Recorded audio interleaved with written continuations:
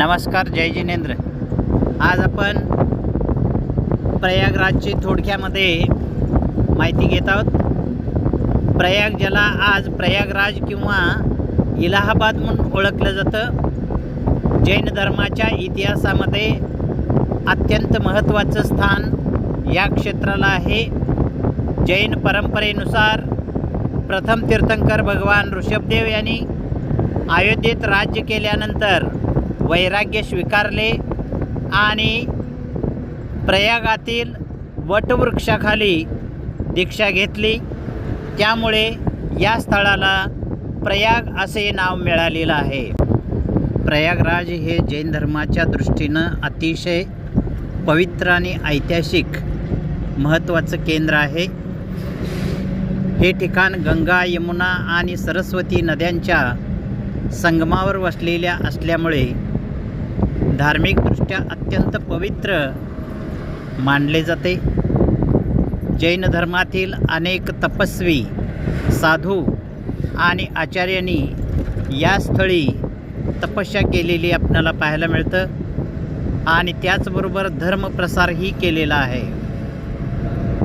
तीर्थराज प्रयागमध्ये जैन धर्मामध्ये तीर्थराज म्हणतात, तीर्थाचा राजा असं म्हटलं जातं। जैन धर्मातील अनेक तपस्वींनी येथे तपस्या केली, मोक्ष साधना केली असल्याचा नोंद आपल्याला पाहायला मिळतं। जैन धर्माचे पहिले तीर्थंकर भगवान ऋषभदेव यांनी प्रयागराज येथे कठोर तपस्या केली गेली होती।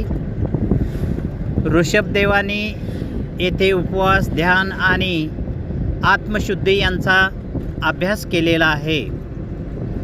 जैन धर्माचे 23वे तीर्थंकर पार्श्वनाथ यांनीही प्रयागराज येथे धार्मिक कार्य केल्याचं उल्लेख जैन धर्मग्रंथामध्ये आढळतो।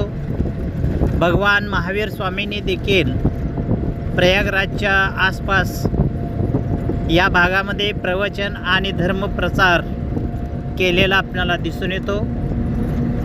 प्रयागराजमध्ये सर्वात प्राचीन आणि भव्य जैन मंदिरापैकी एक बडा जैन मंदिर अर्थात दिगंबर जैन मंदिर आहे। येथे ऋषभदेव, पार्श्वनाथ आणि भगवान महावीर यांच्या मूर्तीची प्रतिष्ठापना केलेली आपल्याला दिसून येतं। मंदिरामध्ये जैन धर्मातील विविध ग्रंथ आणि शिलालेखाची नोंद आहे।